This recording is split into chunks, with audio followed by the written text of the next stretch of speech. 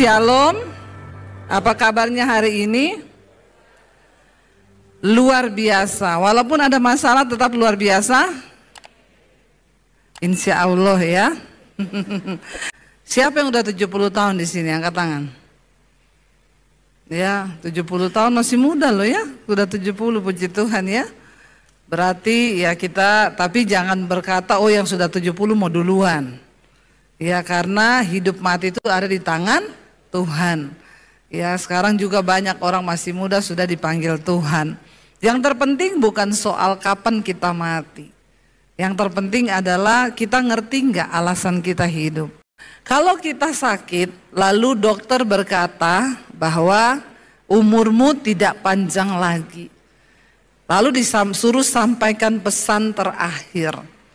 Bagaimana perasaan Bapak Ibu?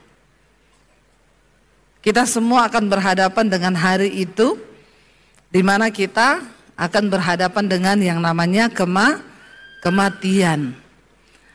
Masih bersyukur kalau dapat kesempatan disuruh kasih pesan-pesan terakhir.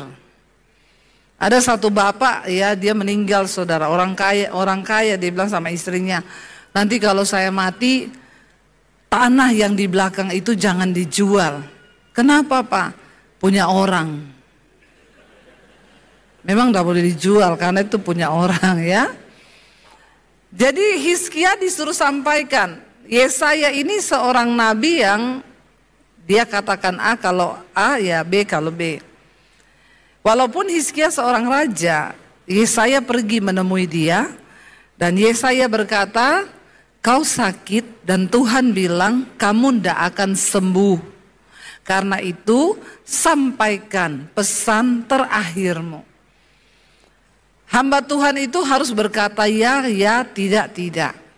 Sekarang banyak orang sudah mau mati masih dihibur-hibur. Percaya Pak, pasti sembuh. Udah percaya Pak, Tuhan baik.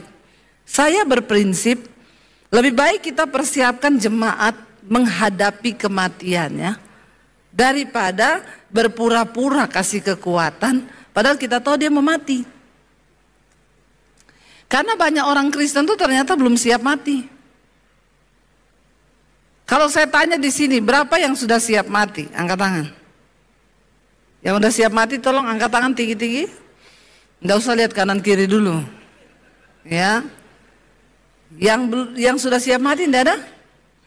Yang belum siap mati angkat tangan. Yang bingung angkat kaki. Pulang saja, pulang. Kau tidak ada pilihan dalam hidupmu. Sudah tahu arah hidupmu akan kemana. Harus punya pilihan saudara. Kalau belum siap bilang belum siap. Kalau udah siap bilang sudah siap. Supaya saya bisa kasih tahu kalau belum siap harus bagaimana.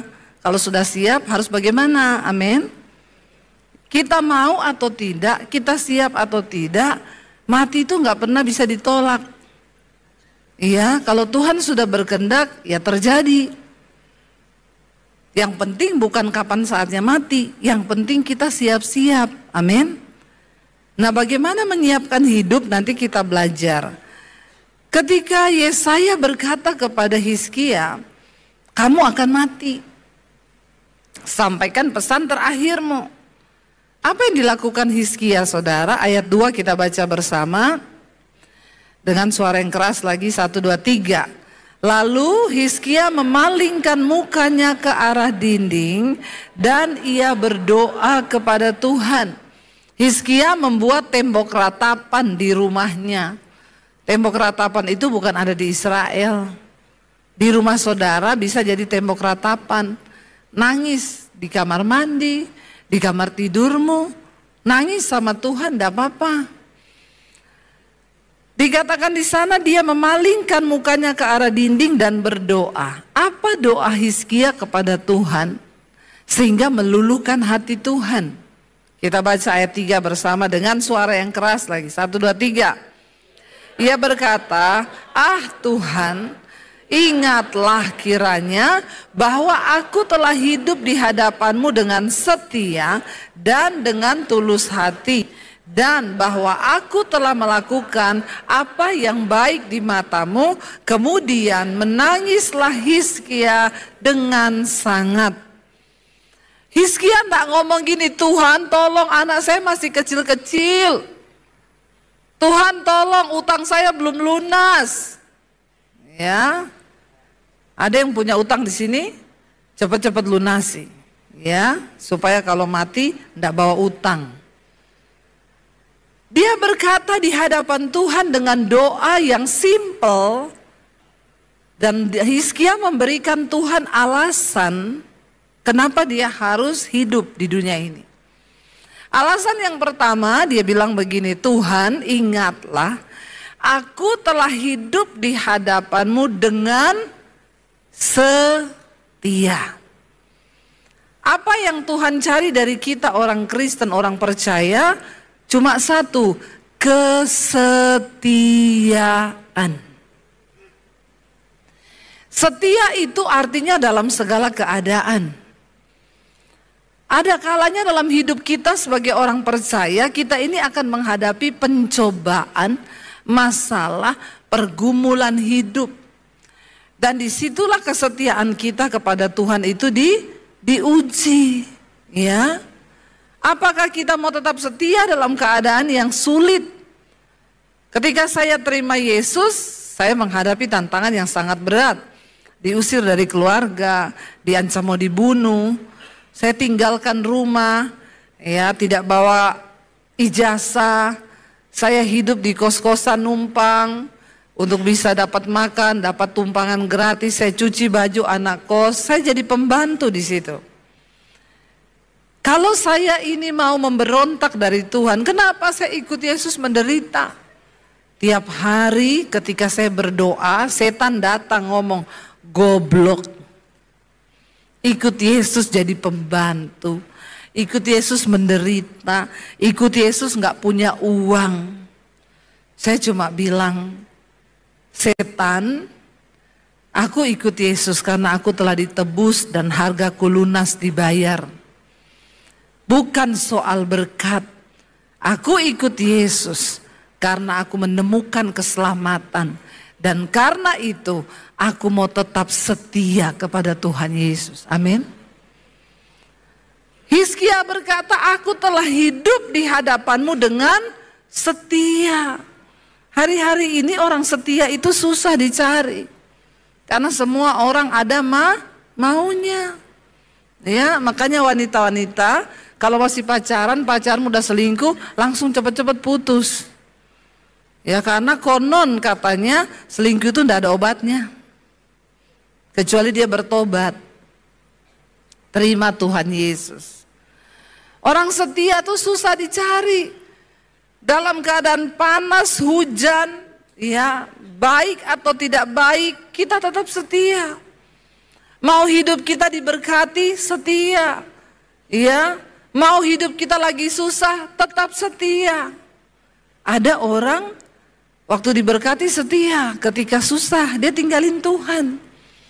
Bahkan dia jual Tuhan. Ada loh pendeta, ya, pindah agama, menikah dengan orang yang tidak seiman, cerai dengan istrinya, tapi demi dapat harta, ya, dia tinggalkan Tuhan Yesus.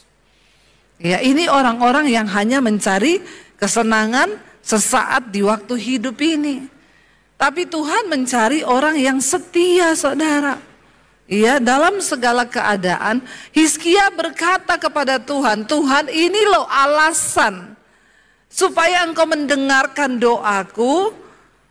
Dengar dia bilang di sana, ingatlah kiranya aku telah hidup di hadapanmu dengan setia. Bapak Ibu, alasan hidup apa yang kau bisa beri bagi Tuhan? Apakah ketika engkau ada masalah, engkau datang menangis sama Tuhan, Tuhan ingatlah Tuhan, aku ini selingkuh loh Tuhan. Halo? Tuhan ingat loh Tuhan, aku ini hidup ini melakukan percabulan, kenajisan, aku terus berdosa. Alasan apa yang kita mau beri sama Tuhan? Tuhan ingat loh, aku ini hidup kepahitan terus sama mertuaku, sama menantuku kepahitan. Hello saudara, Tidak semua orang Kristen itu doanya mendapat jawaban dari Tuhan. Ada kriteria, ada alasan yang harus kita beri kepada Tuhan supaya doa kita itu dijawab. Kalau kau tidak punya alasan hidup, ya tidak usah berharap. Karena engkau tidak menghormati Tuhan. Hizkia memberi alasan, ingatlah kiranya aku hidup di hadapanmu dengan setia. Yang kedua dia bilang apa? Ingat Tuhan, aku hidup di hadapanmu dengan tulus hati. Orang yang tulus hati akan berkata, sekalipun doaku tidak dijawab oleh Tuhan, aku tetap percaya. Dulu saudara, ketika saya nggak bisa bayar cicilan rumah saya terancam mau ditarik, mau diambil. Saya tadinya berdoa sama Tuhan, saya tuntut Tuhan. Tuhan, aku tuh udah bersaksi kemana-mana beli rumah loh. Kalau rumahku diambil, Tuhan kau yang malu. Makanya dengar doaku Tuhan, jawab, beri mujizat. Saya pikir tuh doa yang bisa menyenangkan hati Tuhan. Saya doa dengan air mata setiap siang, gak ada orang, suami udah pergi, anak-anak sekolah, saya sendiri di rumah, saya nangis, saya selalu berdoa seperti itu. Kau malu loh Tuhan, kau malu. Makin kesini gak damai sejahtera saya.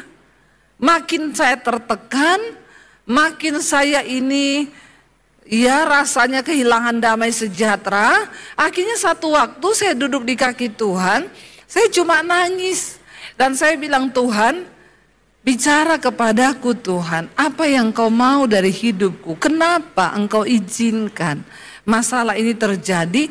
Koreksi aku Tuhan.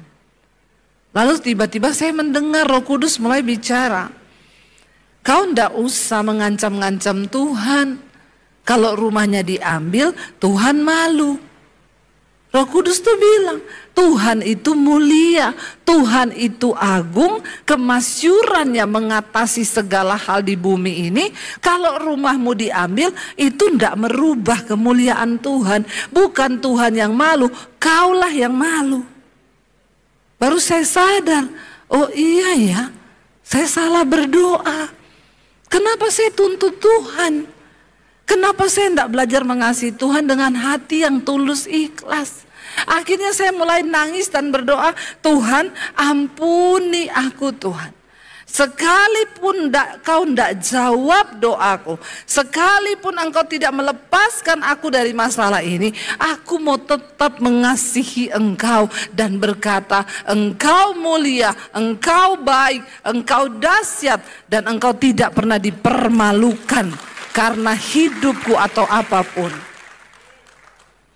Ketika kita ini disadarkan Tuhan, jadi saya tiba-tiba nangis, saya nyanyi pujian. Sekalipun kau tak menjawabku, sekalipun kau tak lepaskanku, namun ku akan tetap menyembahmu, takkan ku tukar dengan apapun. Itu ketulusan. Amin. Apapun persoalan berat yang sedang engkau hadapi hari ini dan engkau berkata, Tuhan sekalipun kau tidak dengar doaku, engkau tetap baik. Dan aku tetap mau menyembah engkau sebab engkau juru selamat bagi hidupku Tuhan. Dan Alkitab berkata, Tuhan itu Tuhan yang melihat hati. Ketulusanmu yang dilihat Tuhan. Jadi hari-hari ini tidak usah pencitraan. Percuma kita mau bangun sesuatu yang bohong, yang pencitraan, itu cuma manusia yang lihat. Tapi mari tarik perhatian Tuhan waktu kau hidup dengan ketulusan hati di hadapan Tuhan. Lakukan semua dengan ketulusan, pelayananmu, penyembahanmu, doamu. Bukan karena untuk dilihat orang, tapi karena Tuhan melihat hidupmu. Suami-suami, kenapa kau harus setia pada istrimu? Bukan karena untuk dilihat istri, tapi itu menghormati Tuhan. dan Tuhan melihat hatimu. Makanya sebagai suami, kau akan diberkati Tuhan. Amin. Mari kita rubah cara kita hidup hari-hari ini dengan menjadi orang yang tulus hati. Waktu saya merubah doa saya, hati saya terasa damai. Sudah dijawab belum? Belum. Masalahnya tetap ada, tapi saya mulai belajar bersyukur. Dan ketika kita bersyukur, ternyata kita menarik perhatian Tuhan. Amin, saudara. Tiba-tiba saya ada ide di hati dan saya yakin itu dari Tuhan. Saya hubungi satu kenalan saya, rumahnya di Bekasi, saya enggak tahu rumahnya di mana. Dia belum pernah datang ke rumah saya pun belum pernah datang ke rumah dia. Saya inbox dari Facebook karena saya nggak punya nomor HP-nya. Saya bilang, ibu, saya mau minta tolong, saya nggak minta uang ibu, tapi ibu mau nggak beli rumah saya? Kalau rumah saya ini ditarik bu, saya rugi. Karena rumah ini sekarang harganya sudah naik 2 kali lipat. Tapi kalau ibu tombokin dulu utang saya, nanti setelah itu sertifikat saya bawa ke rumah ibu. Nanti kita jual. Kenaikan rumah itu saya balikin dulu uang ibu, kenaikannya kita bagi 2 keuntungan. Oh iya, coba saya tanya ke suami saya, Bu Debbie ya. Dia tanya ke suaminya tanya, surat-suratnya lengkap, sertifikat ada, IMB ada. Ya udah minta nomor rekening Bu Debbie ya. Dia transfer kekurangannya 400 juta. Setelah saya ambil sertifikat, saya bilang, Bapak, alamat rumahnya mana? Saya mau antar sertifikat, nanti sambil kita tawarkan rumah ini. Nggak usah Ibu Debbie, ambil aja sertifikatnya.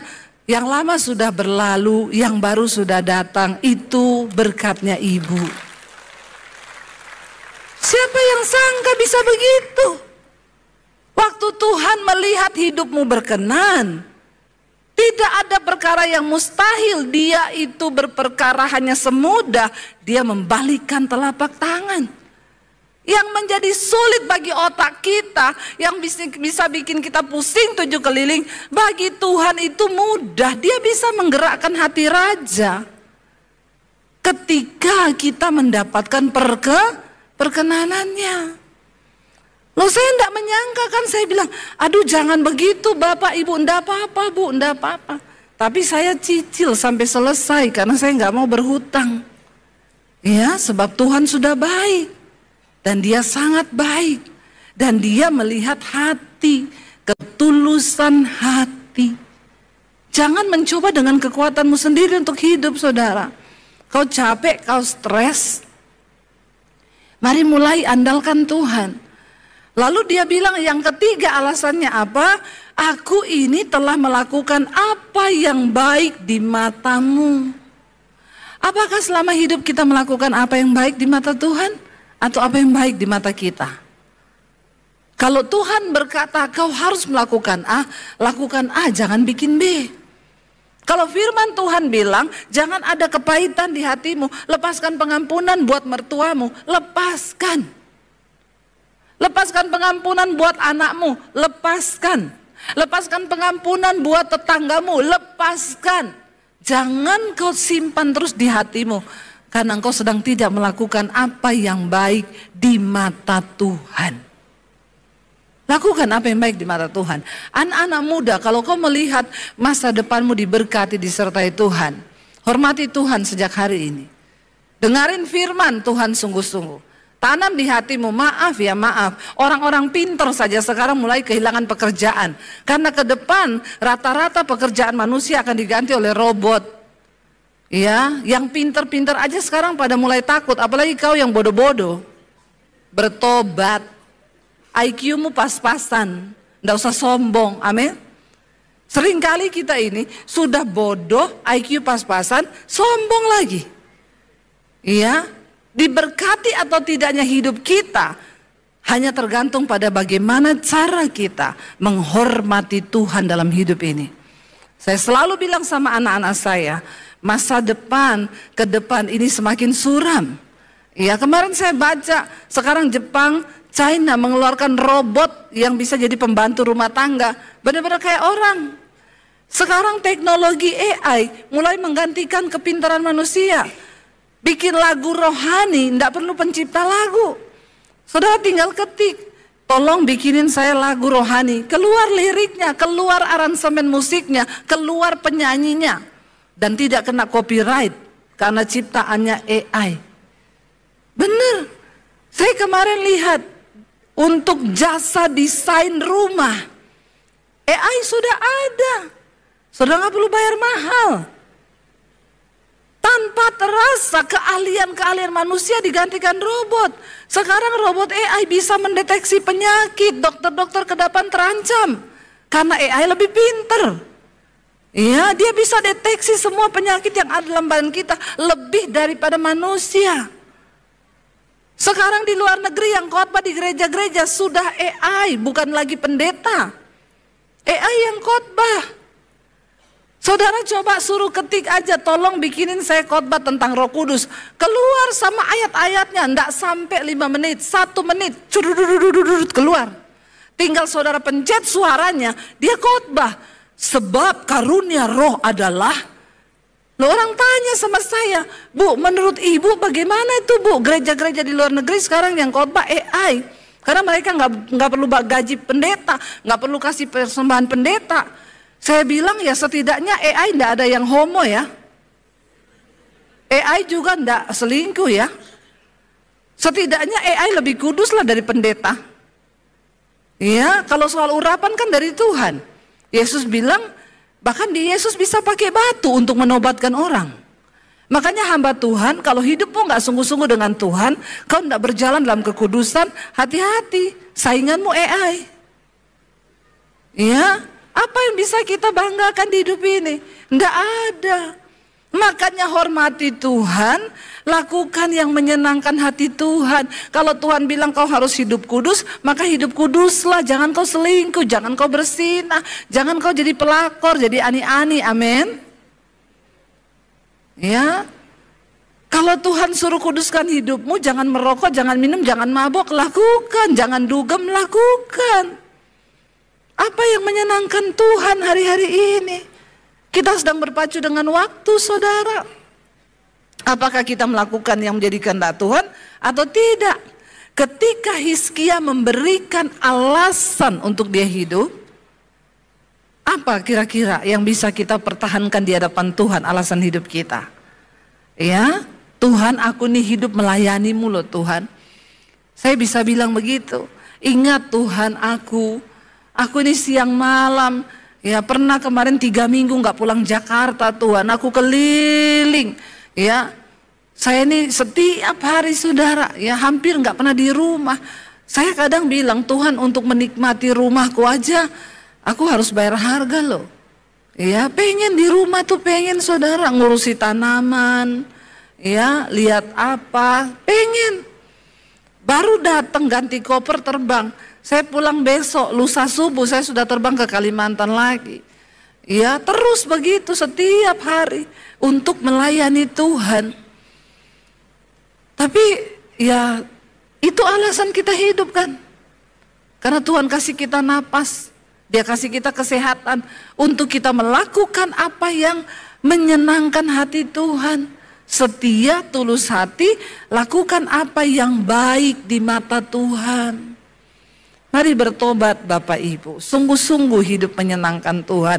Ketika Hizkia memberikan alasan, dan Tuhan tuh kan tahu, Tuhan gak bisa dibohongi. Kita mau bohong sama manusia, bisa, tapi Tuhan gak bisa dibohongi. Lalu dikatakan ayat yang keempat, baca bersama. Saat itu juga loh saudara, Tuhan jawab. Maka berfirmanlah Tuhan kepada Yesaya 5, pergilah. Dan katakanlah kepada Hizkia, beginilah firman Tuhan Allah Daud, bapa leluhurmu, telah kudengar doamu dan telah kulihat air matamu.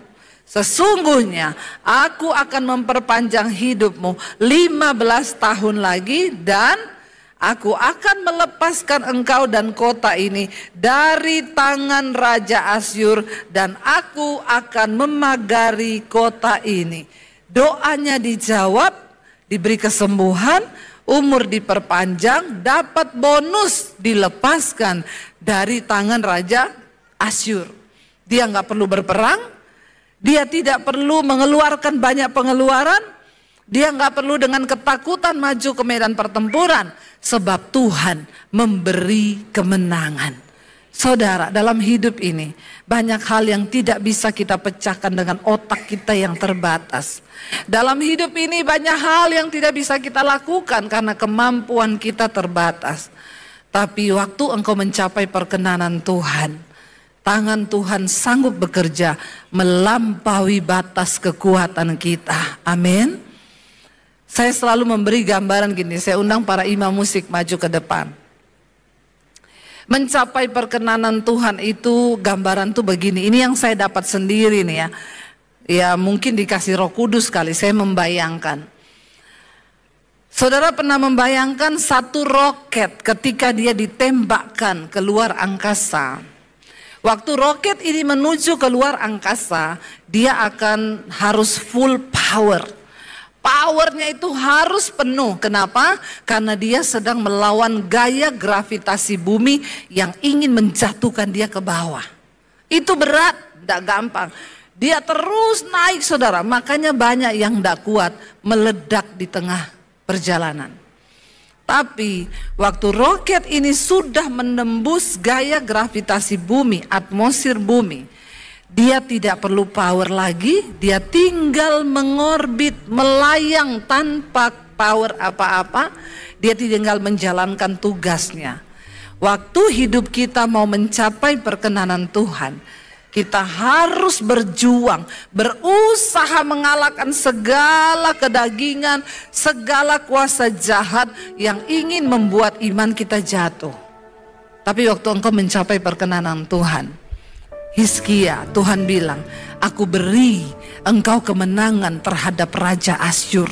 Ini sebuah kekuatan yang kuat yang tidak tertandingi oleh Israel. Kekuatannya luar biasa. Mereka memperbudak bangsa Israel. Tapi waktu Tuhan yang bicara, apa yang mustahil bagimu hari ini? Bagi Tuhan tidak ada yang mustahil. Amin saudara. Makanya kita mau bilang, sekali Yesus, tetap Yesus. Kita mau bilang sama Tuhan, ini hidup kami Tuhan. Kita tutup mata dalam hadirat Tuhan saudara. Hari ini dia cuma cari orang yang setia, yang tulus hati berkata, dalam keadaan berlimpah ataupun kurang, dalam keadaan kuat ataupun lemah, mungkin karena sakit penyakit, kami mau berkata Tuhan, tetap Engkau selama-lamanya yang kami kasihi, yang kami puja, yang kami cintai. Tuhan sedang mencari orang-orang yang punya ketulusan hati di hadapannya hari-hari ini, yang mau berkata, sekalipun Engkau tidak menjawab doa kami Tuhan, sekalipun kami sedang dalam penantian hari-hari ini, kami mau tetap bilang, kami tetap mengasihi Engkau di hati kami Tuhan. Tidak pernah akan kami tukar dengan apapun. Lebih lagi angkat tanganmu saudara, katakan, saudara, kuat sekali pesan Tuhan hari ini. Dia berkata, hiduplah menghormatiku, kata Tuhan. Hormati aku, maka engkau akan melihat ada banyak hal yang tidak sanggup engkau kerjakan dengan kekuatanmu. Maka aku yang akan mengerjakan itu dalam hidupmu. Sebab dia tahu batas kekuatan kita. Anak-anak muda, hormati Tuhan di hidupmu. Hidup dalam kekudusan. Hormati Tuhan. Sebab Tuhan berkata, siapa yang menghormati aku, akan kuhormati. Bayangkan saudara, kalau firman-Nya berkata, siapa yang menghormati aku, akan kuhormati. Itu artinya kita mendapat perkenanan Tuhan dalam hidup kita. Dan Dia turut bekerja mendatangkan kebaikan. Sekali lagi katakan, terima kasih untuk pesan firman-Mu yang sudah sampaikan hamba-Mu, Ibu Pendeta Dewi Basir, pada pagi hari ini Tuhan. Biarlah itu menjadi kekuatan dan rema dalam setiap hidup kami. Biar hidup kami sungguh-sungguh Tuhan jadi perkenanan di hadapan-Mu Tuhan. Berkenan di hadapan-Mu Tuhan. Kami boleh menjaga kekudusan, menjaga hidup kami Tuhan sungguh-sungguh dalam kebenaran firman Tuhan. Terima kasih Tuhan Yesus. Kami bersyukur buat hari ini Tuhan. Kami sungguh diberkati Engkau Tuhan.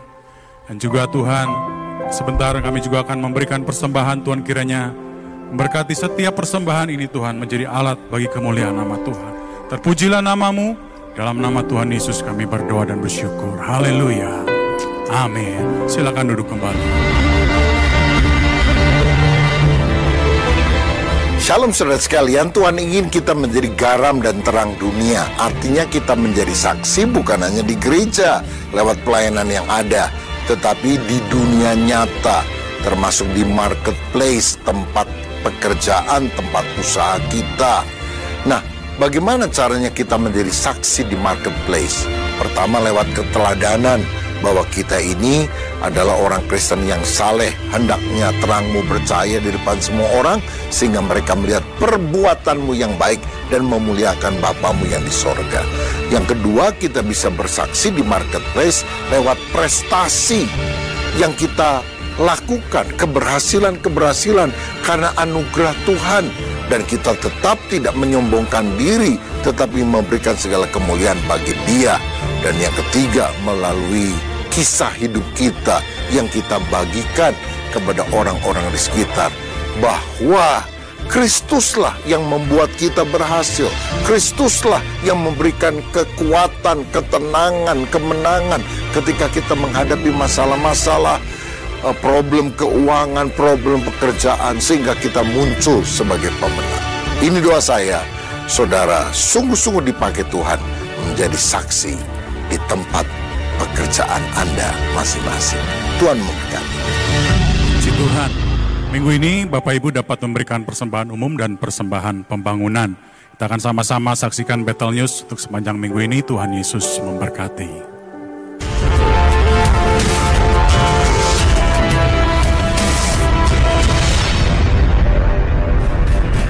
Shalom Jemaat Tuhan yang diberkati. Apa kabar Anda hari ini? Bagi Anda yang akan memberikan persembahan dapat dilakukan dengan scan QR Code menggunakan amplop yang disediakan dan memasukkan pada kotak di luar ruang ibadah. Dan juga melalui mesin edisi yang terdapat pada lobi resepsionis. Kembali lagi bersama saya Josie Andrew, berikut Battle News selengkapnya.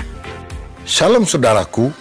Bulan Oktober adalah bulan penginjilan dan misi untuk Sinode Gereja BT Indonesia. Karena itu, saya mendorong saudara untuk terlibat di dalam pendanaan bagi wadah misi di gereja kita, PMB, Pelayanan Misi Berkat.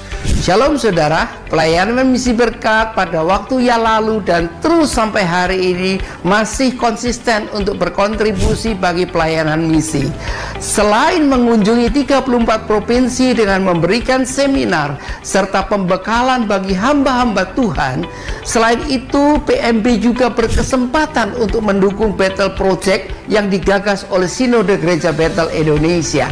Dalam Battle Project ini, PMB berkontribusi untuk membangun kurang lebih 10 gereja desa dengan nilai sebesar 120 juta per gereja. PMB juga masih mendukung hamba-hamba Tuhan yang ada di daerah dengan cara memberikan subsidi untuk biaya hidup mereka, mendukung sekolah tinggi teologia. Dan melalui momentum ini, saya ingin membagikan visi PMB ke depan untuk kita lakukan bersama-sama, yaitu pembangunan gereja desa dengan total anggaran sebesar 140 juta, sumbangan untuk pelayanan misi di seluruh pelosok Indonesia sebesar 100 juta, tunjangan untuk subsidi hidup hamba Tuhan sebesar 50 juta. Bethel Family Meeting, yaitu pertemuan dan pembekalan bagi hamba-hamba Tuhan yang berada di dalam kemitraan GBI Bethel sebesar 20 juta. Mission trip ke daerah-daerah dengan melakukan seminar KKR sebesar 80 juta. Subsidi untuk sekolah tinggi teologi sebesar 140 juta. Dan subsidi untuk membantu sekolah umum sebesar 120 juta. Saudara bisa memasukkan persembahan itu ke amplop persembahan atau juga mentransfer ke rekening PMB yang ada. Mari kita rela berkorban untuk misi supaya banyak jiwa diselamatkan. Tuhan memberkati.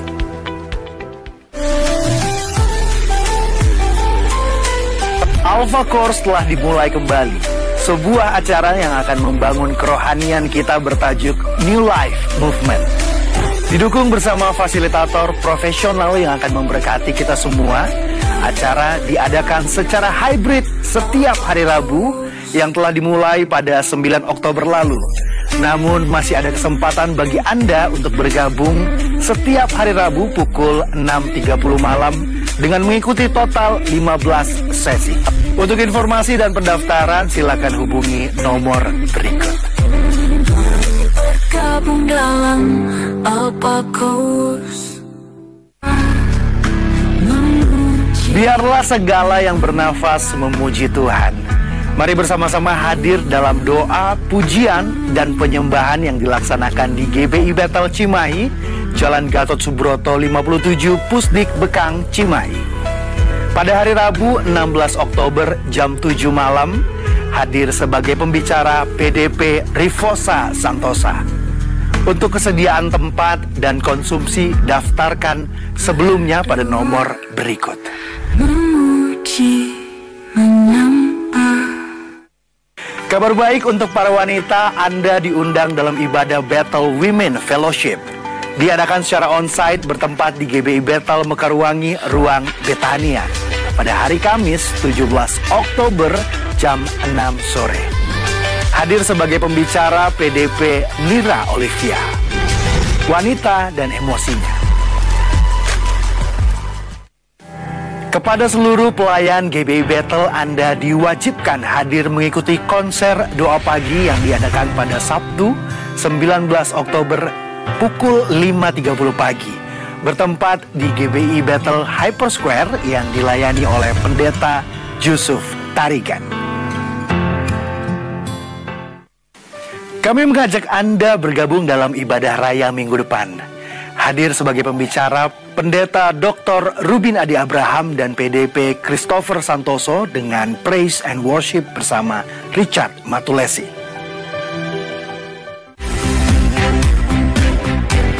Kami informasikan kepada jemaat yang belum dibaptis.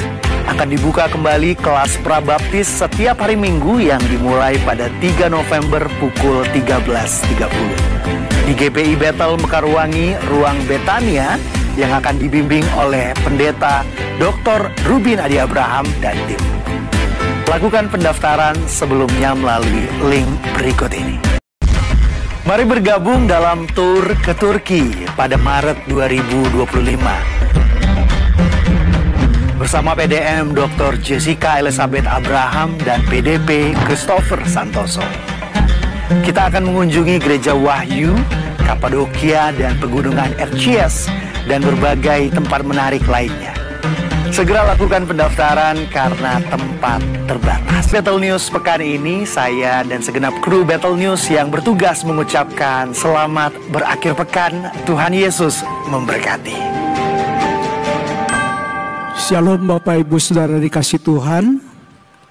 Puji Tuhan, pagi ini kita semua sudah diberkati oleh kebenaran firman Tuhan melalui hambanya Ibu Debbie Basir yang sudah menjadi berkat bagi kita semua pada pagi hari ini. Dengan sukacita kami menyambut Bapak Ibu Saudara yang baru pertama kali untuk turut beribadah bersama kami di tempat ini. Apabila belum ada gereja yang tetap, untuk minggu depan kami mengundang kembali untuk beribadah bersama dan bertumbuh bersama di gereja ini dalam waktu dan tempat yang sama. Mari Bapak Ibu Saudara kita bangkit berdiri, kita akan menutup ibadah pada pagi hari ini.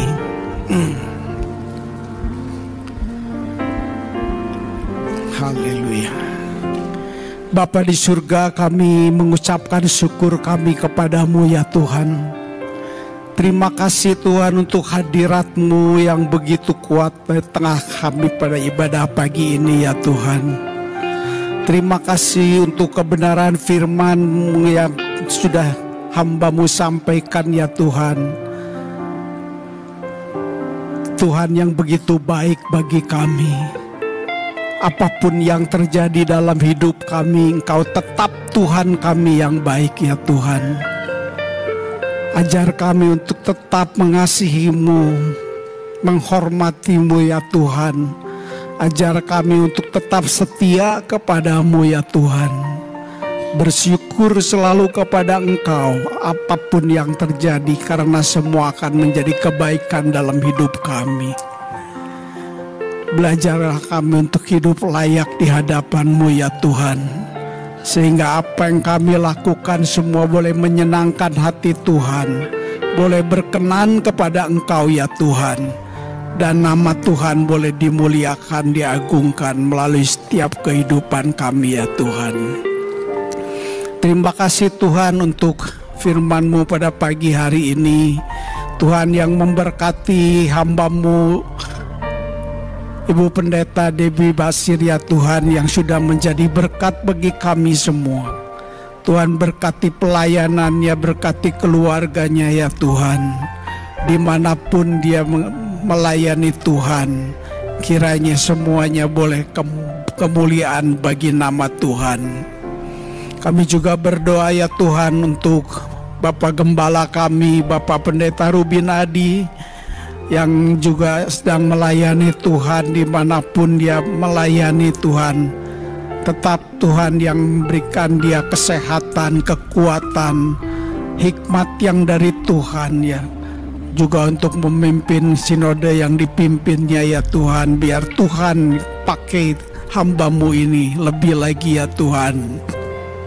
Kami juga berdoa untuk Bapak Pendeta senior kami, Bapak Pendeta Julius Ishak ya Tuhan. Tuhan memberkati kesehatannya, memberikan kekuatan dalam hidupnya ya Tuhan. Dan damai sejahtera yang dari Tuhan melingkupi dalam kehidupannya. Terima kasih Tuhan untuk ibadah pada pagi hari ini. Biar setiap kami boleh menjadi pelaku kebenaran firman-Mu dalam hidup kami ya Tuhan. Kalau sebentar kami akan kembali pulang Tuhan, kami sebelumnya memohonkan berkat yang dari Tuhan. Mari Bapak Ibu Saudara, terimalah berkat yang dari Tuhan. Aminkan semua yang saudara imani. Tuhan memberkati hidupmu. Tuhan memberkati keluargamu. Tuhan memberkati kesehatanmu.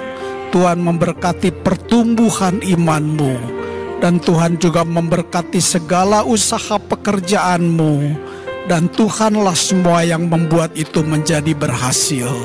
Terimalah berkat beserta kasih sayang dari Tuhan Yesus Kristus yang menyertai engkau bersama dengan Roh Kudus sekarang sampai selama-lamanya.